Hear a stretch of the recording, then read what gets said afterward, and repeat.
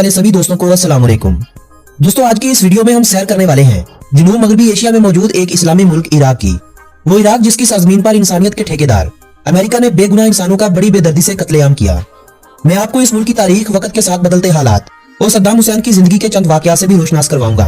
लेकिन अगर इस मुल्क की तारीख में झांका जाए तो यहाँ मुख्तलिफ अदवार में सियासी मंजरनामे में बगावत और कत्ल गारत के बहुत से वाकयात मिलते हैं। इंसानी आबादी के आसार इस मुल्क में अरब के कदीम मुल्क होने का सबूत देते हैं। एक अंदाजे के मुताबिक यहाँ पर सबसे पहले समीरी नस्ल से ताल्लुक रखने वाले अफराद ने दरियाए फुरात और दरियाए दजला के किनारे अपनी बस्तियां बसाई थी। शवाहद से पता चलता है कि इन लोगों के एशियाई लोगों से भी रवाबत कायम थे। समीरी लोगों की बाकियात से कुछ ऐसी चीजें भी मिली है जिन पर हिंदुस्तानी जानवरों की तस्वीरें बनी हुई थी। पाकिस्तान में दरियाफ्त होने वाले तारीख के कदीम शहर मोहनजोदड़ो के कब्रिस्तान से कुछ ऐसे आसार भी मिले हैं जो समीरी लोगों के कब्रिस्तान से भी मिले थे। कहा जाता है कि इराक में समीरी लोगों के बाद शाम से आए हुए लोगों का दौर शुरू हो गया जिनका हुकूमती मुकाम बाबल हुआ करता था। मुसलमानों ने इस सरजमीन पर पहला हमला हजरत खालिद बिन वलीद रजी अल्लाह तआला अन्हु की क़ियादत में और हजरत उमर फारूक रजी अल्लाह तआला अन्हु के दौरे हुकूमत में किया और अगले 5 सालों में ये तकरीबन तमाम अरब पर छा चुके थे। 750 ईस्वी में यहाँ बनी अब्बास की हुकूमत कायम हो गई। 1258 के बाद यहाँ मंगोलों, तुर्कमानों और सफारी हुक्मरानों की हुकूमत कायम हो गई। 1534 में यह इलाका सल्तनत उस्मानिया के जेर हो गया। 1918 में पहली जंग अज़ीम के खात्मे तक यह इलाका उस्मानी हुक्मरानों के कब्जे में रहा। 1920 में यहाँ बरतानिया ने कब्जा कर लिया और 1921 में बरतानिया ने शाह फैसल को इराक का बादशाह मुकर्रर कर दिया। 1933 में शाह फैसल की वफात के बाद उनका बेटा तख्त नशीन हुआ। 1939 में शाह फैसल के बेटे गाजी की वफात के बाद उनके बेटे शाह फैसल II को हुक्मरान बनाया गया। 1958 में जनरल अब्दुल करीम ने शाह फैसल की हुकूमत का तख्ता उल्ट दिया और शाह फैसल को कत्ल करके हुकूमत इनकलाबी कौंसिल के हाथों में दे दी। 1963 के दौरान कर्नल अब्दुल्ला ने इक़्तिदार पर कब्जा कर लिया। 1966 में एक फजाई हादसे के दौरान कर्नल अब्दुल्ला की मौत हो गई। इनकी मौत के बाद उनके भाई अब्दुल रहमान मुल्की सदर मुंतखब हो गए। फिर 4 साल बाद हुकूमत दोबारा से इनकलाबी कौंसिल के जरिए जनरल अहमद अल बकर को मुंतकिल कर दी गई। 16 जुलाई 1989 को जनरल अहमद अल बकर के रिटायर होने के बाद सद्दाम हुसैन के हाथों में मुल्की भागदौड़ आ गई। 1980 में इराक और ईरान के दरमियान एक जंग हुई। 1981 में इसराइली त्यारों ने बगदाद में कायम एटमी घर मुकम्मल तौर पर तबाह कर दिया। 1990 में सद्दाम हुसैन ने कुवैत पर हमला कर दिया। ईरान के साथ होने वाली जंग और कुवैत जंग दोनों इराक की नाकामी साबित हुई और इसे भारी नुकसान का सामना भी करना पड़ा। 1998 में अमेरिका ने बरतानिया की हिमायत हासिल करते हुए इराक पर हमला कर दिया। 2000 में ईरान और इराक के दरमियान एक मुआहदा हुआ जिसके बाद ये दोनों ममालिक अपनी फजाई हदूद में एक दूसरे के मुसाफिर त्यारों को आने की इजाजत देने लगे। 2003 में इराक में सरकारी जगहों पर सद्दाम हुसैन की तस्वीर को खत्म करते हुए वहां जैतून के दरख्त की तस्वीरें लगा दी गई। इराक में अबूरी सिविल हुकूमत कायम कर दी गई जिसका इंतजाम एक अमरीकी ओहदेदार के सुपुर्द कर दिया गया। अमेरिका ने सद्दाम हुसैन को दहशतगर्द और दुनिया के लिए खतरा कहते हुए अवाम को इसके खिलाफ करना शुरू कर दिया और फिर तख्तादार पर भी लटका दिया। मगर वही अवाम जो सद्दाम हुसैन के खिलाफ होकर अमेरिका के जरिए किसी नए इनकलाब की उम्मीद में थी, आज तक जंगी जटों की सूरत में अपने गलत किए गए फैसलों को भुगत रहे हैं। सद्दाम हुसैन की मौत के बाद उनकी इस बात को भी सच्चाई मिली कि मेरी मौत के बाद तुम अरब वालों सुकून से नहीं सो सकोगे। अब इराक की हालत एक जंगी मैदान से कम नहीं। अमेरिका तो वहां अपनी फतह के झंडे गाड़कर निकल गया मगर अपनी हमायती वहां छोड़ गया जो वहां अमेरिका के होने का यकीन देते हैं। दुआ है अल्लाह पाक से कि वहां के मुसलमानों की हिफाजत फरमा और उन्हें हर तरह के फितने और फसाद से दूर रख और हिदायत दे उन मुसलमानों को जो तेरे रास्ते से भटक चुके हैं। आमीन सुम्मा आमीन। दोस्तों इराक का मुकम्मल और सरकारी नाम जमहूरिया इराक है। इस मुल्क का नाम अरबी के लफ्ज अल इराक से लिया गया है। इस नाम का इस्तेमाल यहाँ 6ठी सदी से पहले का होता रहा है।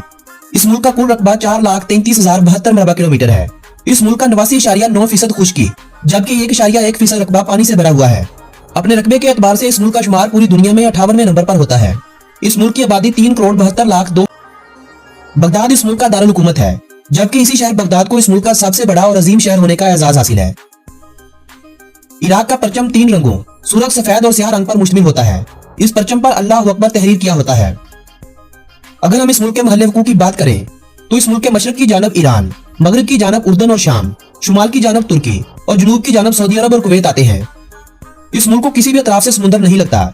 यही वजह है कि इस मुल्क का शुमार उन 43 ममालिक में होता है जिन्हें अतराफ से समुद्री हदूद न मिलने की वजह से जमीन बंद ममालिक या लैंड लॉक कंट्रीज कहा जाता है। दोस्तों इस मुल्क के नडाल और बेबाक लीडर सद्दाम हुसैन, जिसे इराक का आखिरी बादशाह या सदर भी कहा जाता है, जिसे अमेरिका का हुक्म न मानने की वजह से फांसी के तख्ते पर लटका दिया गया था। अमेरिका दुनिया में जिन लोगों से खौफजदा था उनमें क्यूबा के लीडर फिदल कास्ट्रो, लीबिया के सदर मुअम्मर कजाफी, इराकी सदर सद्दाम हुसैन और पाकिस्तानी सदर जियाउल हक शामिल थे। ये वही लीडर थे जिन्होंने इस्लामी दुनिया का नक्शा बदलने की ठान ली थी। अमेरिका को अपना वजूद खतरे में नजर आया तो इन्होंने मुकामी गद्दारों को साथ मिलाकर इन सभी को मौत की अवधि नींद सुला दिया था। इस्लामी दुनिया के ये शेर जिनके बारे में आज ज्यादातर लोग यही कहते हैं कि ये सब शेर थे और शेर कभी मरते नहीं, अल्लाह पाक इन सबको शहीदों में शुमार करे। सद्दाम हुसैन के वो कहे अल्फाज सद्दाम हुसैन के बाद तारीख की किताबों में सुनहरी रूप से लिखे जा चुके हैं। सद्दाम हुसैन ने अरबों को मुखातब होकर कहा था कि जब तक मैं जिंदा हूं तुम लोग आराम से सोते रहो, लेकिन जिस दिन मैं चला गया तुम्हारी रातों की नींद उजड़ जाएगी। सद्दाम हुसैन की कही इस बात की जिंदा मिसाल इराक, यमन और शाम की मौजूदा हालत हर किसी के सामने है। दोस्तों, अगर हम इस मुल्क के दिलचस्प पकाए की बात करें तो यह मुल्क पूरी दुनिया में तेल के ज़खायर रखने वाला तीसरा बड़ा मुल्क है। कहा जाता है कि दुनिया में सबसे पहले पहिए की इजाद भी इसी मुल्क में हुई थी। 1 घंटे में 60 मिनट और 1 मिनट में 60 सेकंड्स होते हैं, ये तो आप सभी जानते होंगे। लेकिन आपको यह बात जानकर शायद हैरानगी हो कि इस बात को दुनिया को बतलाने वाला भी इराक ही था। किस्मत की लकीरों को जानने का इल्म भी इसी सरजमीन यानी इराक से हुआ था। 2003 से पहले बगदाद का चिड़ियाघर पूरे अरब का सबसे बड़ा चिड़ियाघर हुआ करता था, जहां पर इस वक्त 600 से ज्यादा इकसाम के जानवर और परिंदे मौजूद थे। आपने अली बाबा के मौजू पर बनी फिल्में या लिखी हुई कहानियां तो जरूर पढ़ी होगी, मगर आपको यह जानकर शायद हैरानी हो कि इस कहानी को लिखने वाला भी एक इराकी ही था। दुनिया में सबसे ज्यादा शहद की मक्खियां पालना और इनसे शहद हासिल करने का सेहरा भी इसी मुल्क यानी इसी मुल्क के शहरियों के साथ जाता है। दोस्तों, कहा जाता है कि खलीफा बगदाद मामून रशीद की शादी के मौका पर महल की छत से छोटे छोटे सुराखों के जरिए कीमती हीरे बरसाए गए थे। कहा जाता है कि इन हीरों की कीमत आज के पाकिस्तानी रुपयों के हिसाब से 20 करोड़ 85 लाख बनती है, यानी 20 करोड़ 85 लाख रुपए उस वक्त आए हुए मेहमानों पर बरसा दिए गए थे। इराक का कौमी जानवर बकरी है, जबकि इस मुल्क का कौमी परिंदा चकोर है। सुरख गुलाब इस मुल्क का कौमी फूल का दर्जा रखता है। इराक में बसने वाले अगर लोगों की बात की जाए तो 80% लोग मुकामी अरब कबाइल से ताल्लुक रखते हैं, 15% कुर्द लोग, जबकि बाकी 5% दीगर नस्लों से ताल्लुक रखने वाले अफराद हैं। दोस्तों, इराक में सबसे ज्यादा बोली जाने वाली जुबान अरबी और कुर्दिश है। 2003 तक इस मुल्क की कौमी और सरकारी जुबान का दर्जा सिर्फ अरबी जुबान को हासिल रहा।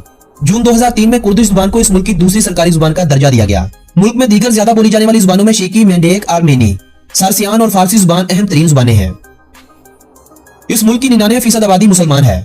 मुसलमानों में यहाँ 60% शिया, जबकि बाकी मुसलमानों की तादाद सुन्नी फिरके से ताल्लुक रखती है। जबकि कुल आबादी का 1% हिस्सा वो लोग भी हैं जो बहाइयत, यजीदियत और हिंदू मजहब से ताल्लुक रखने वाले हैं। नजफ और करबला दुनिया भर के शिया अफराद के लिए 2 सबसे मुकद्दस मुकामात हैं जो इसी मुल्क में मौजूद हैं। इस बात का यह हरगिज मकसद नहीं कि दीगर फिरकों से ताल्लुक रखने वालों के लिए ये अहम नहीं। ये वो मुकामात हैं जो हमें हजरत हुसैन रजी अल्लाह तआला अन्हु की शहादत की दास्तान सुनाते हैं। यहाँ मैं एक बात आप लोगों को वाज़िया करता चलूं कि इस वीडियो के बाद कोई भी दोस्त, चाहे वो शिया हो, सुन्नी हो या सल्फी हो, कमेंट की सूरत में एक दूसरे को तंज ना करे, वरना ऐसा करने वाले को मैं ब्लॉक कर दूंगा। तो फरकाबाजी ना फैले, इसी वजह से मैंने इस मुल्क की इस्लामी तारीख पर भी ज्यादा बात नहीं की है। दोस्तों, इराक पर लगाई गई तिजारती और इक्तिसादी पाबंदियों का एक बहुत बुरा और गहरा असर वहाँ के तालीमी निजाम पर भी पड़ा था। मुल्की हालात और वहाँ बदअमनी की वजह से इस मुल्क का शुमार अरब के सबसे कम तालीम याफ्ता ममालिक में होने लगा। वगरना सद्दाम हुसैन के दौर में हालत बिल्कुल मुख्तलिफ थी, लेकिन आज इस मुल्क में तालीम की शरह 40% तक आन पहुंची है। इराक का ज्यादातर इलाका रेगिस्तानों पर मुश्तमिल है। दरियाए फुरात और दरियाए दजला के करीबी इलाके इराक के सबसे सरसब्ज इलाके शुमार किए जाते हैं। इराक की सबसे ज्यादा आबादी वाले शहर भी तकरीबन इन्हीं दरियाओं के किनारों पर आबाद हैं। मुल्क के शुमारी हिस्से में पहाड़ भी मोर्चे बहुत ही कम बरसती हैं। औसतन दर्जा हरारत 40 डिग्री होता है, जबकि गर्मियों में यह दर्जा हरारत 50 डिग्री सेंटीग्रेड से भी ऊपर चला जाता है। सर्दियों में शुमाली पहाड़ों में कभी कभार बर्फबारी भी होने लगती है, जिसकी वजह से कभी कभार ठंडी हवाएं भी चलती हैं। इन हवाओं से दर्जा हरारत में कमी भी हो जाती है।